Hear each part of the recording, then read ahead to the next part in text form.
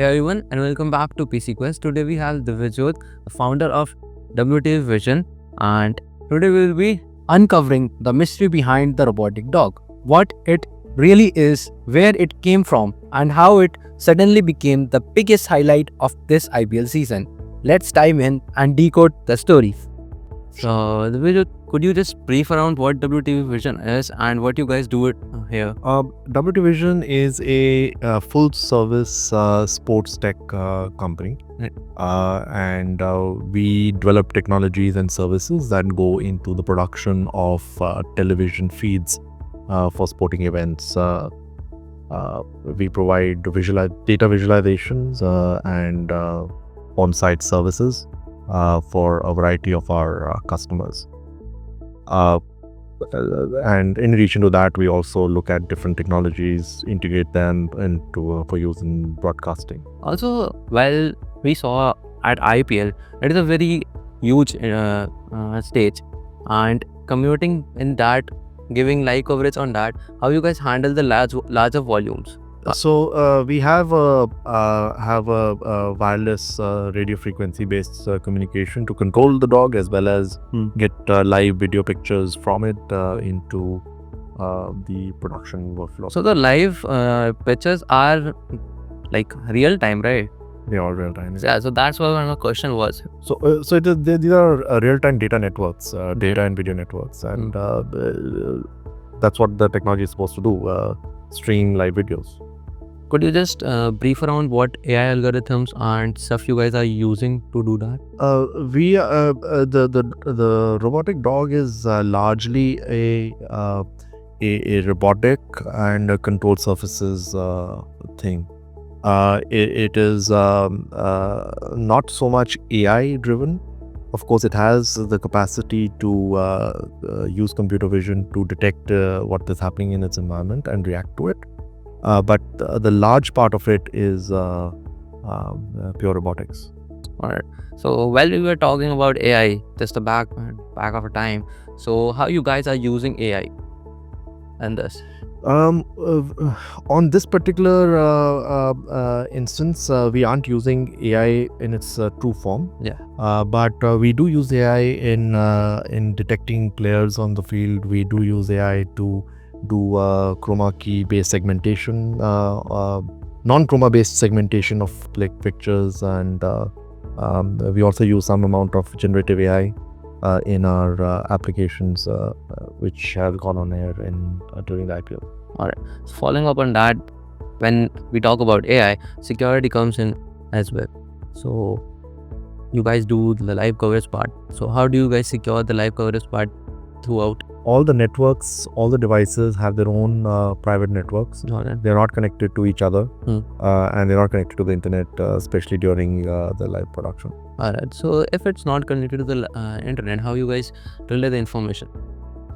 That information, it goes into the production. The production prepares the final video. Right. That video then goes through satellite to the TV station.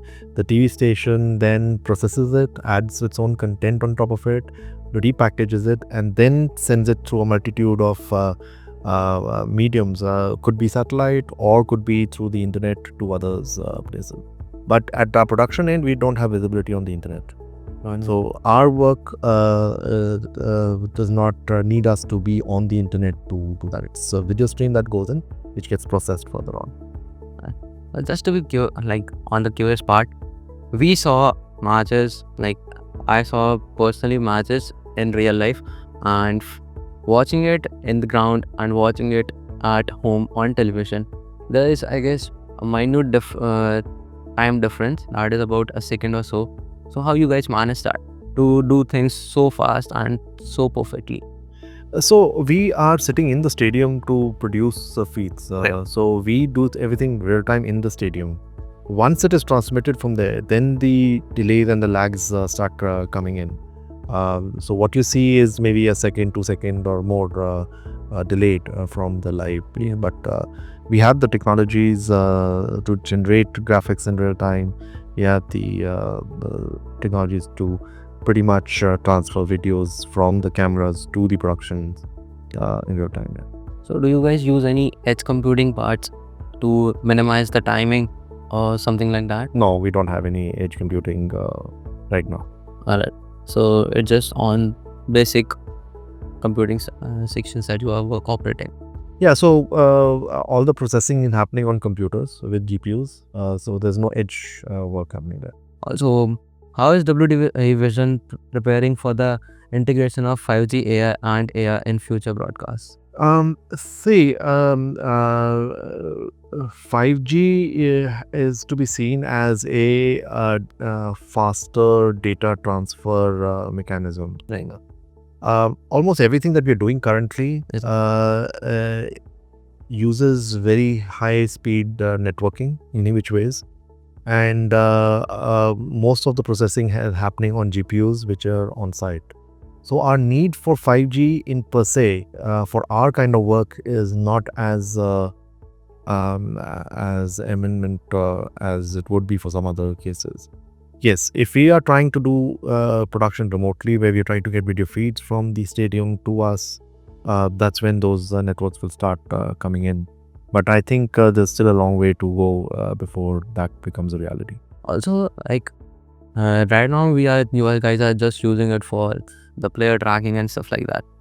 In future, can we see the robotic dog doing more stuff in sports industry? The robotic dog was an innovation. It should be seen as a technology-based marketing innovation, purely driven from the idea of having interaction between the players and some technology. Yeah.